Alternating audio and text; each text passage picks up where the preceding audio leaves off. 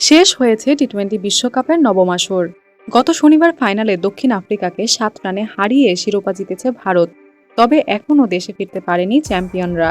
অত্যন্ত বিপজ্জনক ঘূর্ণিঝড়ের কবলে পড়ে বার্বাডোসের ব্রিজটাউনে আটকা পড়েছে রোহিত কোহলিরা। একটি বার্তা সংস্থা জানিয়েছে, বেরিল নামের ঘূর্ণিঝড়টিকে অত্যন্ত বিপজ্জনক ক্যাটাগরি 4 বা চতুর্থ শ্রেণীতে অন্তর্ভুক্ত করা হয়েছে।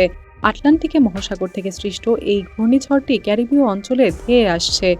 বিশ্বকাপের সূচি অনুযায়ী সোমবার ব্রিজটাউন ত্যাগ করার কথা ভারতের।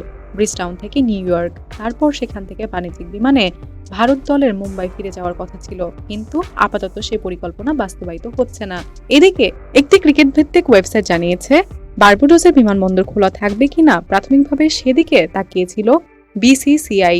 তবে শেষ খবর পাওয়া পর্যন্ত সে বিমানবন্দর বন্ধ করে দেওয়া হয়েছে।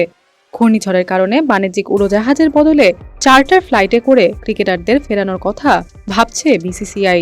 তার জন্য অবশ্য বার্বাডোসের বিমানবন্দর সচল থাকতে হবে। প্রসঙ্গত, ভারতীয় দলে ক্রিকেটার, কোচিং স্টাফ, পরিবারের সদস্য এবং কর্মকর্তা মিলিয়ে প্রায় 70 জন রয়েছে। সবাই একসঙ্গে ফিরবেন বলেই মনে করা হচ্ছে। এদিকে এই আটলান্টিক মহাসাগরে সৃষ্ট হারিকেন বেরিল ভয়াবহ ঝড়ে পরিণত হয়েছে। এর প্রবল শক্তি সঞ্চয় করে ক্যারিবীয় অঞ্চলের দিকে ধেয়ে যাচ্ছে। আশঙ্কা করা হচ্ছে ঝড়ে 9 ফুট ঢেউ এবং বিপর্যয় পরিস্থিতি তৈরি হতে পারে। স্থানীয়দের নিরাপদে আশ্রয় নেয়ার আহ্বান জানানো হয়েছে বলে সংবাদ মাধ্যম দ্য গার্ডিয়ান প্রতিবেদনে বলা হয়েছে। আজ সোমবার এই হারিকেন ক্যারিবীয় দ্বীপে ভয়াবহ তাণ্ডব চালাতে পারে বলে সতর্ক করে দিয়েছে এনএইচসি।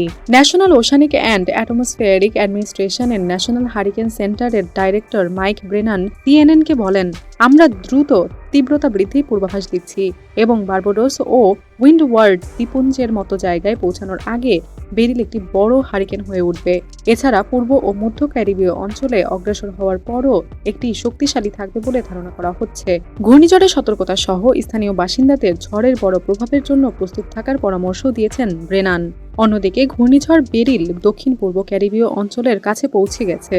ধারণা করা হচ্ছে ক্যারিবীয় অঞ্চলে ঘন্টায় 179 থেকে 209 কিলোমিটার বাতাসের গতিবেগ নিয়ে তাণ্ডব চালাতে পারে। আজ সোমবার 1 জুলাই সকালে উইন্ডওয়ার্ড দ্বীপপুঞ্জে বড় ধরনের বিপজ্জনক ঝড় হয়ে আসবে বলে পূর্বাভাসে বলা হচ্ছে। একটি মার্কিন সংবাদ মাধ্যম বলেছে, বেরিল এখন পর্যন্ত আটলান্টিক মহাসাগরে রেকর্ড করা প্রথম এবং জুন মাসে রেকর্ড করা একমাত্র ক্যাটাগরি 4 হারিকেন। ঘূর্ণিঝড় Beryl Barbados, saint Lucia, saint Vincent, Grenadines, Grenada, Martinique, Tobago and Dominica সহ গোটা ক্যারিবীয় অঞ্চলে আঘাত হানতে পারে। এরই মধ্যে এসব দেশে ঘূর্ণিঝড়ের সতর্কতা জারি করা হয়েছে। বেরিলের তাণ্ডবের শঙ্কায় ওই অঞ্চলের মানুষ জ্বালানির জন্য লাইনে দাঁড়িয়েছেন। একই সঙ্গে দুর্যোগের প্রস্তুতি হিসেবে খাবার ও পানি মজুদের হিড়িক পড়েছে।